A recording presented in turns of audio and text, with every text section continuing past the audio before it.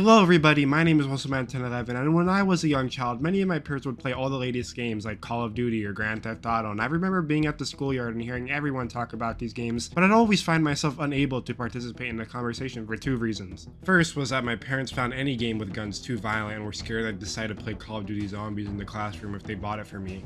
And the second reason was that my mom couldn't really afford to buy me any game that was more expensive than $10, let alone having to pay $60 a year for Xbox Live Gold. This led me down the rabbit hole of playing many movie licensed games. Way too many. I wasn't even allowed to play Minecraft without getting in trouble because it had zombies. I had to play the cracked version for years on my school computer, and it does make me wonder if this is the reason why I still play Minecraft as a 17-year-old. What am I doing with my life? This went on for a couple years until one day I was at GameStop and saw a game with cool box art, and it was only $5. What a steal! This game was Halo 4, and I played with my mother until she bought it for me. The only reason she did was because you couldn't shoot humans in the game according to the GameStop employee, so she figured it couldn't be that violent.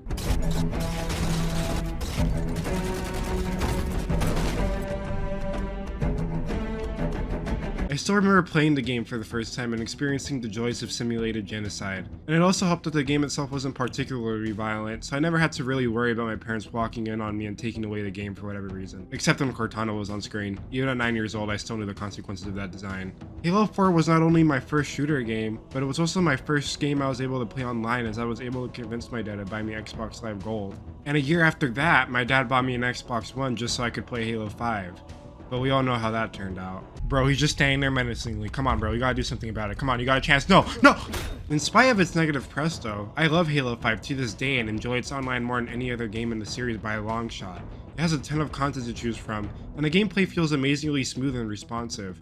Not only that, but I made my first real friends on that game that I still talk to from time to time to this day. I also discovered new content creators that heavily inspired the videos you watch today. So part of me does feel like I have a bit of a unique perspective, because although I started off playing what many view to be as the worst games in the series, I still greatly enjoy them just as much as I enjoy every other game in the series. I feel like a lot of people who criticize 343 just seem to mindlessly hate 343 and praise Bungie as this godly figure that did no wrong, even though Bungie has done plenty wrong and continues to find new ways to do things wrong today. Have you been watching us? I don't even have time to explain why I don't have time to explain. I will. My point is, I don't just hate 343, and I have a great respect for the games they've made, even though I do think they could have done a lot more and they missed the mark in several ways. I love so much about every game in the Halo franchise, and although I prefer other games these days, the series is simply irreplaceable to me. So imagine my excitement in 2018 when a new Halo game is announced. A Halo game that promises to address the various shortcomings of the previous game. My excitement was immeasurable, and my year was filled with joy. Fast forward to the game's release, however, my disappointment was immeasurable, and my year was ruined. The game did not address the various shortcomings of previous games, and if anything, it only introduced more shortcomings. Not only did it have the least amount of content at launch compared to almost every Halo game before it, it was also missing basic features that were in the original game that released over 20 years ago at that point. The game had the worst progression system, the worst game mode selection, and the worst microtransactions in the series. How is it even possible when this exists? This is 343's fourth mainline game. You would think with 6 years of development time and apparently $500, they'd have no reason to not deliver the best Halo game yet, or at least a game on par with previous entries, but somehow they completely managed to drop the ball at launch. It's been almost 2 years, and have most of the problems been fixed? Nope. The progression is still subpar at best compared to Halo Reach. The amount of content is so small compared to Halo 5 after it had its first year of updates, and the microtransactions still suck. Now I know what many of you might be thinking. Moso, how could you claim that the microtransactions in Halo Infinite are worse than Halo 5? Nothing is worse than Halo 5, and to that I disagree. At least the rec packs could be earned through leveling up in Halo 5.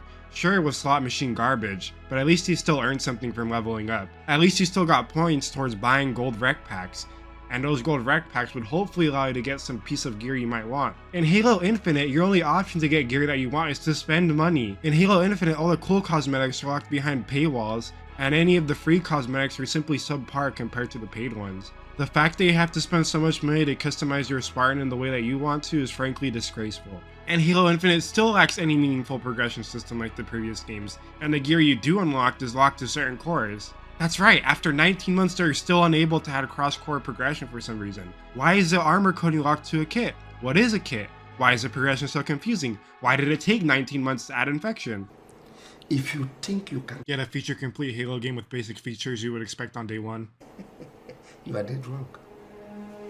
Go and pay for it. Halo credit. Infection has always been one of my favorite game modes in Halo since I first played the weird Flood variant in Halo 4. My love for this mode only grew exponentially when I played Halo 5's Infection when that eventually released, which is my favorite variation of the mode across all 7 games. So again, it's like imagine my disappointment when this game releases and the mode is nowhere to be found. The mode finally came out recently after 19 months, but at this point it's like too little too late. After 19 months I would have expected all the issues to have been fixed, not just a select few that 343 has decided to address. I know a lot of people say to be patient for these issues to be fixed, but I don't believe it's unreasonable to expect that little of the game when previous entries did not have these issues to begin with at all. Obviously, I feel bad for developers who have been heavily mismanaged by whatever is going on at Microsoft, but whatever is going on at Microsoft is also killing this franchise. So many of Infinite's problems are completely self-inflicted by Microsoft or 343. Look at Crosscore for example. The developers keep claiming that the reason why cross-core armor is not in the game yet is because it's a hard thing to add. Then why did you add cores in the first place? I can't imagine not a single person on the team saw this becoming a problem. And let's go back to when I was complaining about having to pay so much to customize your Spartan. I know many defenders of this game probably heard me complain about having to pay for this and went, "But Mosa, the game is free to play and you need to make money to sustain it." But this wouldn't be a problem if Microsoft didn't make the game free. Games don't need to be free to be successful. Plenty of games have already proven this. A game doesn't need to be free to have a large player base, the game just needs to be good. Even if a game costs money, people are gonna buy it if it's a good game. The free-to-play model that so many publishers want to push only works if you're consistently able to put out content to keep people playing. So many publishers don't seem to understand this simple concept, which then leads to most of these free-to-play games failing. This is going to go off topic, but I am so tired of publishers releasing unfinished games, taking way too long to fix them, and then people applaud when they finally deliver on their launch promises. Why do people celebrate the fact that the publisher did the bare minimum in allowing their developers to finally finish their game? Modern gaming has become this twisted system of spending $60 at launch, getting only half a game, then maybe getting a quarter of the rest of the game months later. And don't get me wrong, it's a great thing that some developers go back to fix their broken games. I mean, that's what they should do after all. But too many gamers have adopted the mentality of thinking that broken launches are somehow excused because they'll fix it later. And when they do get around to fixing it, some people act like the publisher is a saint for fixing a problem that shouldn't even have existed in the first place. And it's that exact mentality that results in us getting games that release in this state. And you might have noticed that I don't blame these issues on the developers necessarily, as I'm sure the individuals who work on all of these games aren't happy when their games are released like this either. It is 100% the fault of corporations who unfairly work their developers to the bone and still release broken pieces of garbage with almost no redeeming qualities like this one piece of game, Five Nights at Freddy's Secure. In order to avoid the wrath of the FNAF community, my lawyers have advised me to not finish that sentence. I apologize for my coarse language, and I will do better moving forward. My point is, obviously, as you can tell by now, I love Halo, and by proxy, I also love Halo Infinite in spite of all its flaws. I love the gameplay more than any other entry in the franchise if I'm being perfectly honest, and it also introduces some really cool ideas, and it also had a pretty cool campaign and story in my opinion. But I also hate what Halo Infinite stands for. It perfectly showcases the plague that is the live service model in modern gaming, and in spite of its great gameplay and new ideas, the campaign also suffers from this very problem, as it sets a ton of cool ideas up, but I doubt we'll ever get to see those ideas explored. Although I like the campaign, it just ends up feeling like a story with no real conclusion, which makes it feel like a bad story overall. And that's what Halo Infinite feels like to me. It feels like a game that just focuses on setting things up, but not executing them. And for that reason, the game feels like it'll never stop being worked on. It feels like it'll never meet the standards of the previous games. At this point, it feels like Halo will never have true closure, and it'll just slowly fade into complete obscurity as other games continue to shine and take players away from this wonderful franchise. But the franchise dying out still beats the story having an awful conclusion.